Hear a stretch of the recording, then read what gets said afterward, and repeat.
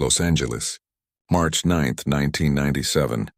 A black SUV rolls up to a red light. Just seconds from safety, seconds from routine. Inside sits Christopher Wallace, Biggie Smalls, a man who survived Brooklyn stairwells, street corners, and the brutal climb to hip-hop stardom. And then, when out of nowhere, the world shifts. A car pulls up beside him. A single window lowers. No warning. No words exchanged. Just gunfire. And in that instant, the energy of the entire music world freezes. Because this wasn't just a shooting.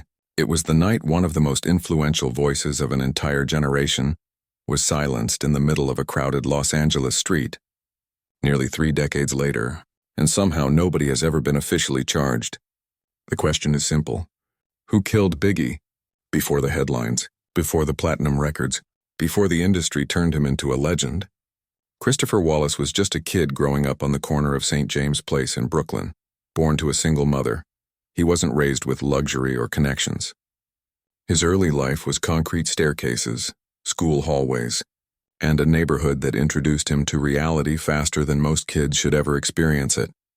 He was intelligent, sharp, observational, and he had this gift, this way of turning the pain, the struggle, the humor, and the rhythm of the streets into poetry.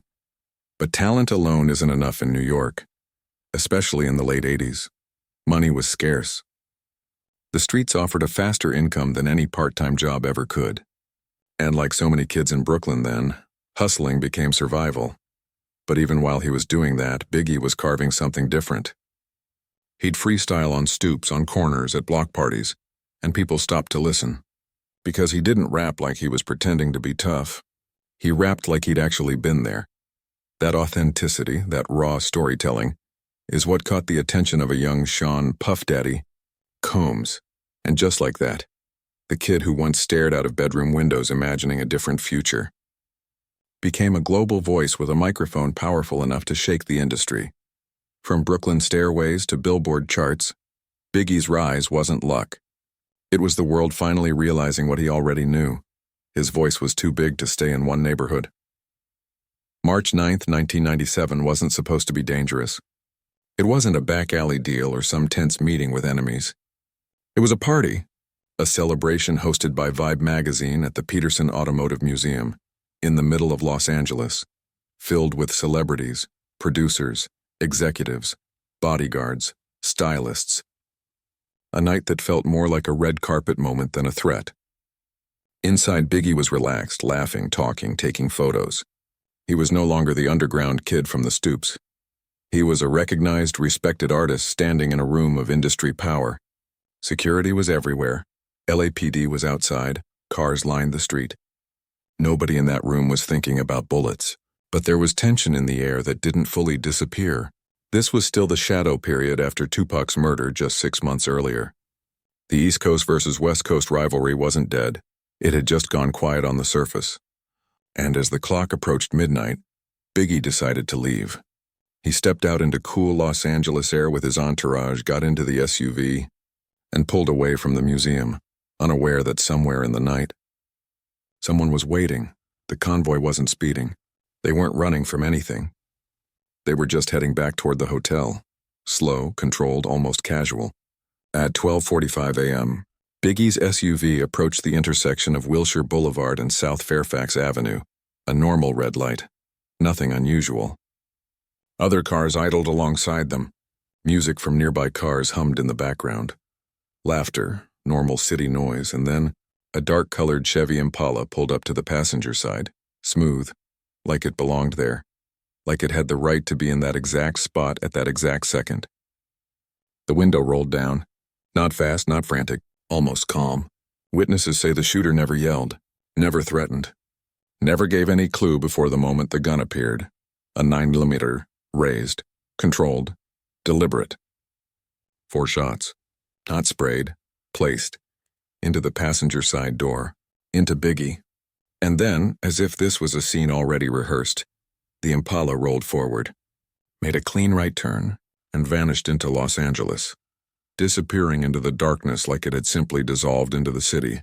No chase, no dramatic road battle, just a silent exit.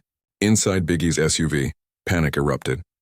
Voices shouting, Hands shaking, people yelling for help, yelling for directions, yelling for paramedics that weren't there yet. The red light turned green, but time didn't move for them.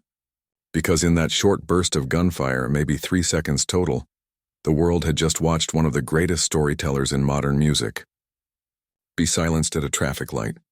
No security stopped the shooter. No license plate was captured clearly. No clean description was ever universally agreed upon. The entire shooting, all of it, happened like it was designed to be quick, precise, and gone before anyone even realized what they were witnessing. The moment those shots hit, everything inside that SUV fractured into panic. Biggie wasn't talking. He wasn't moving. He was slumped over, heavy, like the life inside him was slipping too fast for anybody to pull it back. The driver didn't wait for sirens, didn't wait for help.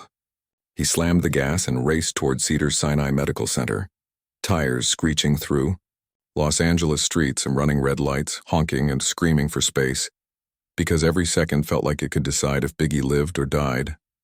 Inside the vehicle, hands pressed against the wounds, voices cracked, someone trying to keep him awake and to keep him breathing. But it was like the damage was already deeper than hope could reach. When they arrived at Cedars, trauma staff rushed him inside immediately. Doctors moved fast, they performed emergency procedures, and they opened his chest. They tried to restore circulation. But at 1:15 a.m., less than 30 minutes after the shooting, Christopher Wallace was pronounced dead, not on a stage, not in a studio, not surrounded by cameras and applause, but in a hospital, trauma bay, fluorescent lights overhead, everything silent except the sound of the monitors flatlining, and outside him the news began leaking through whispers, phone calls, pagers, stunned breaths in a span of just half an hour. The energy of a party became the grief of an entire music culture. And that's when the next phase began, the part where everyone, fans, police, press, producers, started asking the same question. How could this happen in public and still leave behind so little clarity? When the LAPD took on the case, it should have been straightforward. Crowds were everywhere, celebrities, security teams, cameras. Eyewitnesses should have been abundant. But almost immediately, the investigation began to twist into confusion. Detectives collected statements, but almost none of them matched perfectly. Descriptions of the shooter conflicted.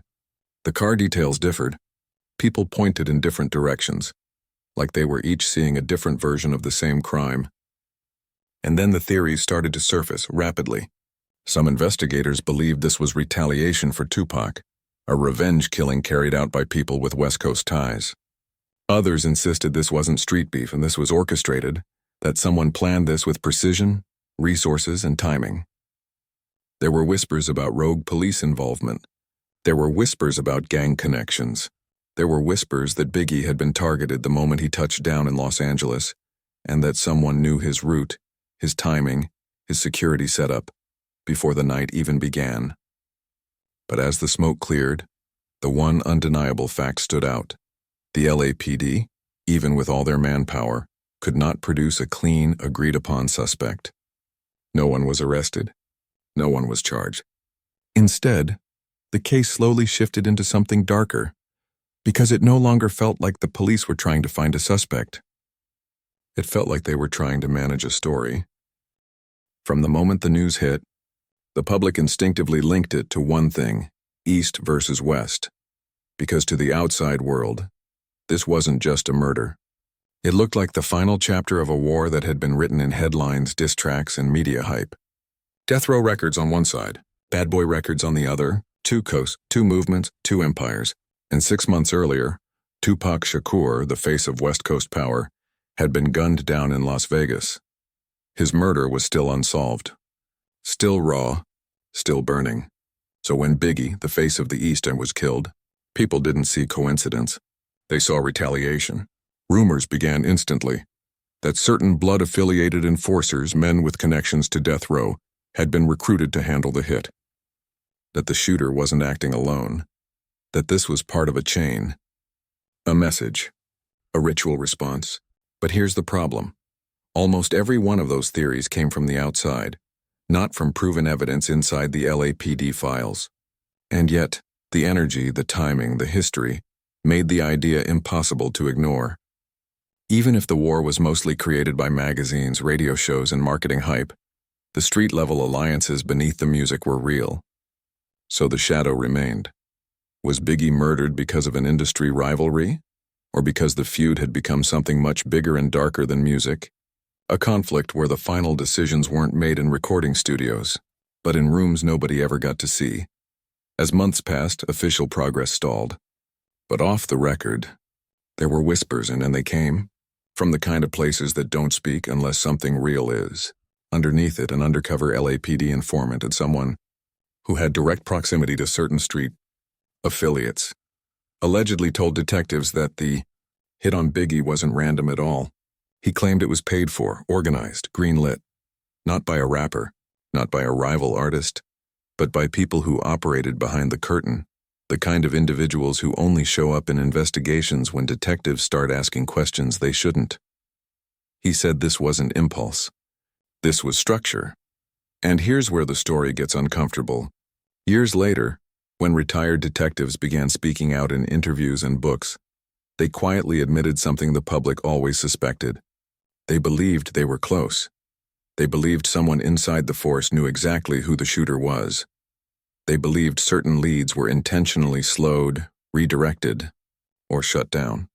One detective even said on record that every time we got near the truth, the entire room suddenly went cold.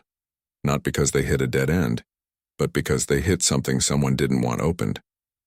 So now the question isn't just who pulled the trigger, but who made that trigger possible, and why certain people didn't want that answer ever reaching daylight. At some point, the mystery stopped being about the shooter and started becoming about the investigation itself. Why, with hundreds of people around, with celebrity witnesses, with a full convoy of vehicles, with police already in the area, was there still no arrest? Over the years, serious allegations began to surface. Some claimed key evidence went missing, certain files never logged properly, certain statements never followed up on, certain names never written down in reports. Detectives who spoke off record said the case felt like trying to solve a puzzle while somebody kept removing pieces behind their back.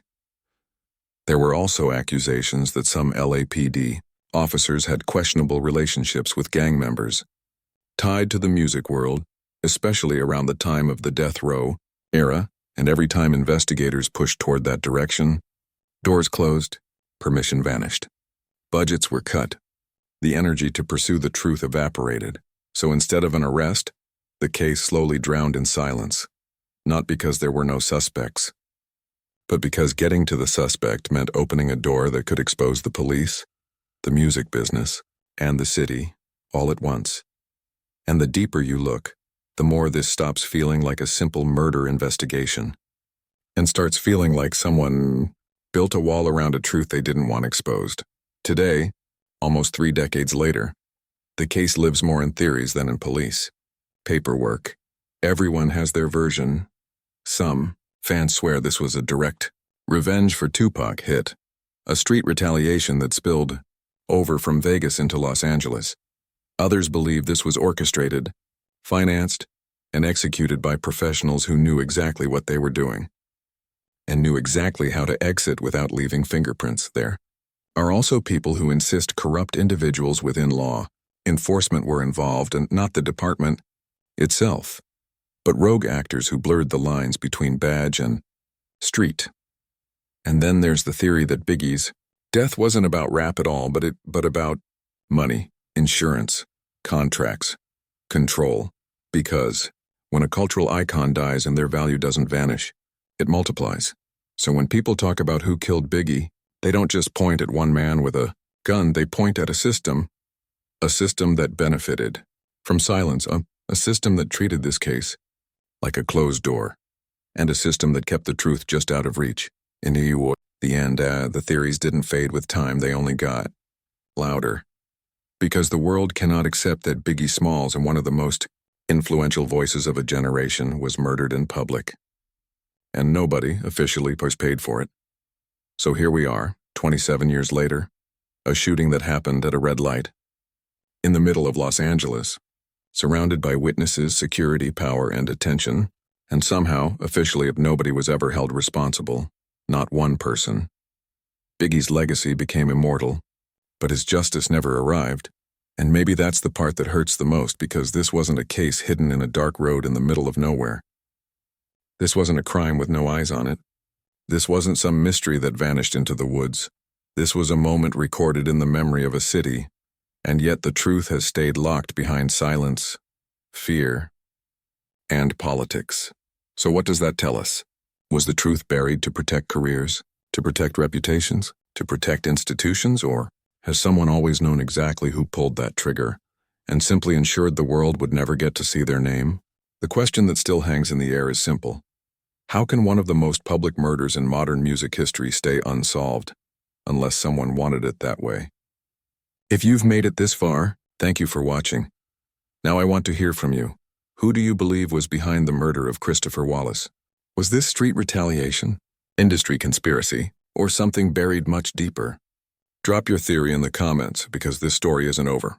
Make sure to subscribe, hit that bell, because this is only episode 1 in a long series of America's unsolved cases. Next episode, and we move to another mystery the system never fully answered, a new life, a new story, a new set of questions, because in this channel, the truth isn't forgotten. We go looking for it.